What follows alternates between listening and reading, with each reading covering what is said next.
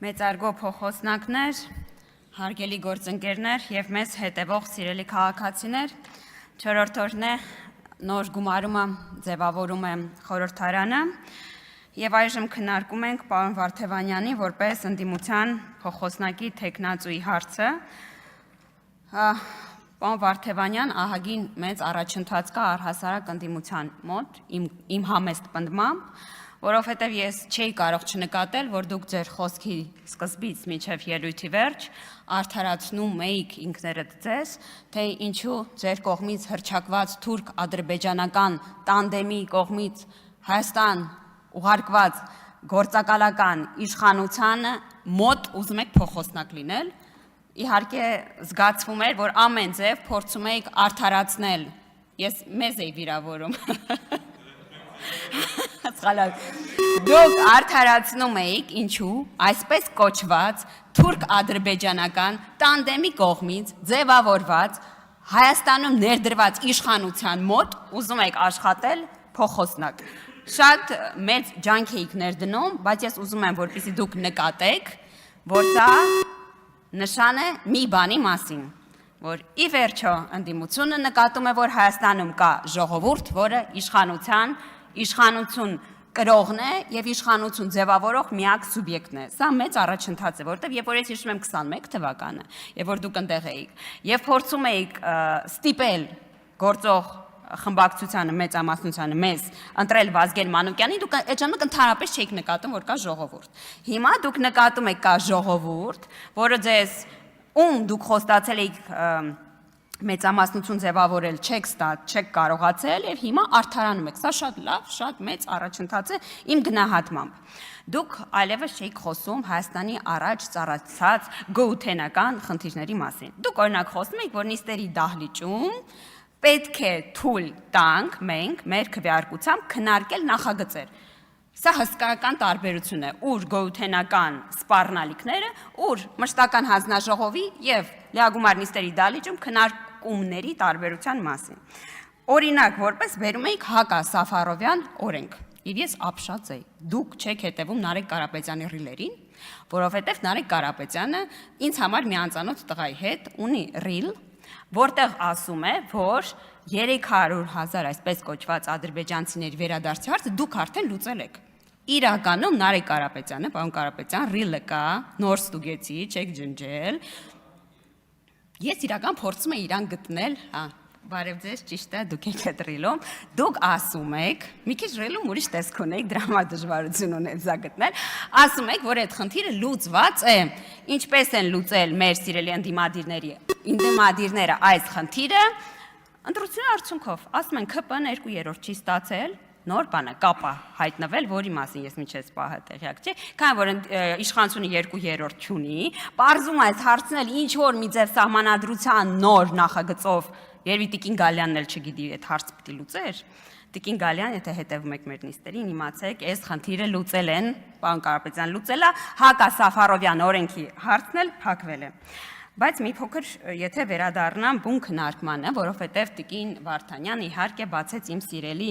հարցը, նաև պարոն Աղվան Վարդանյանը, ես վերադառնամ արտաքին քաղաքականությանը, որովհետև պարոն Վարդևանյանի հետ ամեն ինչ պարզ է։ Սպառնալիքների մասին։ Տիկին Վարդանյան, հարցնում եք մեր անկախությունը, մեր ինքնիշխանությունը մենք ոնց ենք չափում։ Վարչապետ այս հարցի պատասխան մի քանի անգամ տվել է։ Քչերից կախվածությունը փոխարինել կախվածություն շատերից։ Եվ իրականում այս բանաձևը բացահայտում է նաև այն արտաքին քաղաքականության սխալները, որոնք մեր գնահատմամբ տեղ են ունեցել։ Ասում է պարոն Վարդանյանը, որ կոմպլեմենտար քաղաքականություն են վարել այդ ժամանակվա իշխանության ներկայացուցիչները, ես նման կոմպլեմենտար քաղաքականություն չեմ ուզում իմ վատագույն երազում, որովհետև իրականում Եվրոմիության հետ դուք բանակցում եք այսպես գաղափարական հարցեր, հողի վրա, դուք ասում եք soft power-ը մոռանանք, էական է հողի վրա համագործակցությունը, օրինակ որպես հայ-իրանական հարաբերությունները օրինակ գազի հարցն եք բերում, բայց միևնույն ժամանակ ուզում եմ մեր քաղաքացիներին հիշեցնել, որ գազամուղը նույնպես ռուսական է։ Այսինքն հայ-իրանական գազը, որը պետք է այդ օրերում հայտարարվում էր, որ ծառայեր որպես այլընտրանքային աղբյուր, նույնպես ռուսական է։ Օրինակ ես նման կոմպլեմենտար քաղաքականություն վատագույն երազում պատկերացնել չեմ ուզում։ Ասում էիք վարում ենք Ռուսաստանից անկախ արտաքին քաղաքականություն, ուզում եմ հիշեցնել չարչված պարտք գույքի դիմաց գործարքը։ Նույնպես նման կոմպլեմենտար քաղաքականություն ես պատկերացնել չեմ ուզում։ Ինչ է մեզ համար սպառնալիքը։ Արդյոք արտահանման նման ծավալը անվտանգային մարտահրավեր է։ Իմ համար միանշանակ այո։ Ես կարծում եմ, որ մենք արտահանման դիվերսիֆիկացիան պետք է դարձնենք մեր անվտանգության կարևոր գրավականներից մեկը։ Եվ իդեպ շատերին թվում է, որ այս քարոզարշավի ընթացքում ենք մենք սկսել այդ հարցին անդրադառնալ։ Ուզում եմ հիշեցնել, որ գրեթե 1 միլիարդ եվրո ուղղվել է հենց դիվերսիֆիկացման, արտահանման դիվերսիֆիկացման օրակարգին։ Օրինակ շատերն ասում են, որ Ուրսուլա ֆոն դեր Լայենի կողմից Երևանում հայտարարված ATM-ը նորություն է, բայց ուզում եմ հիշեցնել, որ դրա շուրջ բանակցությունները տևական ժամանակի ընթանում են։ Օրինակ շատերը կարծում են, որ գյուղատնտեսական ապրանքների արտահանումը դեպի Եվրոմիության շուկա, այսպես առօրեական, այսօրեական, ինչպես կասեր նախկին փոխոսնակներից մեկը հարց է, բայց իրականում Ժորժ ջան, սա մեծ պատմական իրադարձություն է, որովհետև ուզում եմ հիշեցնել, որ Եվրոմիության տարածքում գյուղատնտեսական ապրանքները պաշտպանված են, եւ նույնիսկ Թուրքիան, որ մաքսային միության անդամ է ԵՄ-ի, գյուղատնտեսական ապրանքներ հեշտությամբ առհասարակ ԵՄ արտահանել չի կարող։ Մենք կարծում ենք, որ մենք պետք է դիվերսիֆիկացիան միայն արտահանման չպայմանավորվենք մեզանից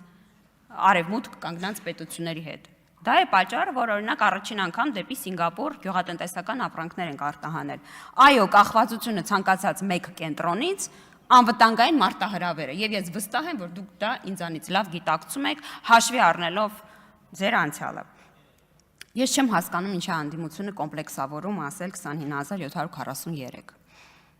Ինչ խնդիրը տեղ կա։ Այո, Հայաստանի Հանրապետություն ճանաչում է իր տարածքային ամբողջականությունը։ Ես ու դա նորություն չի, մենք առաջին չենք որ դա արել ենք։ Օրինակ Լևոն Տեր-Պետրոսյանը,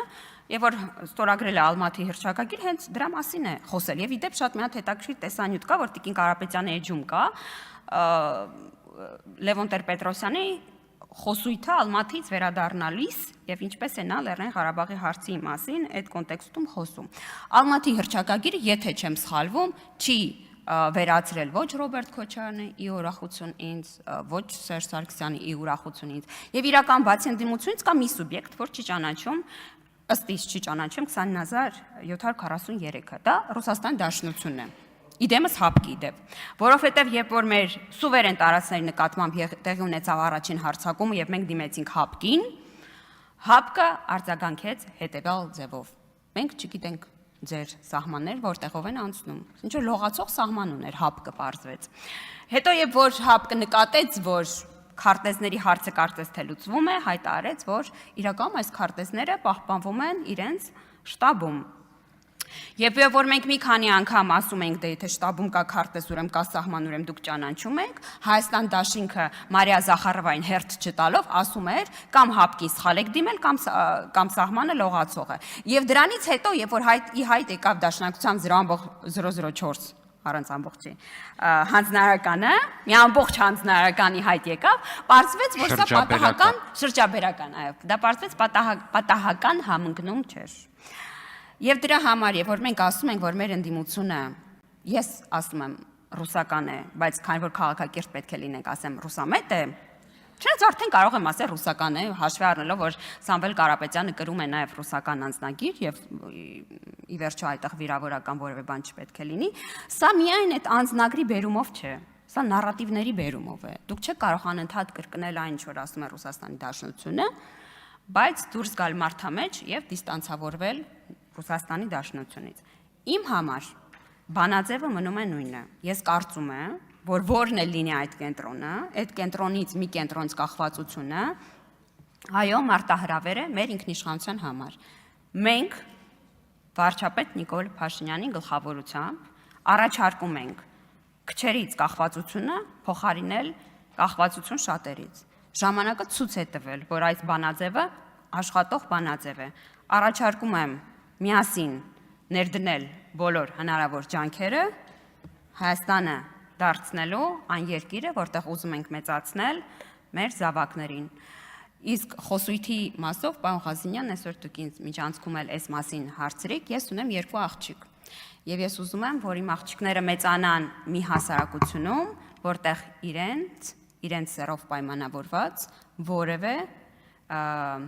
արհեստական մարտահրավերների առաջ չեն կանգնացնելու։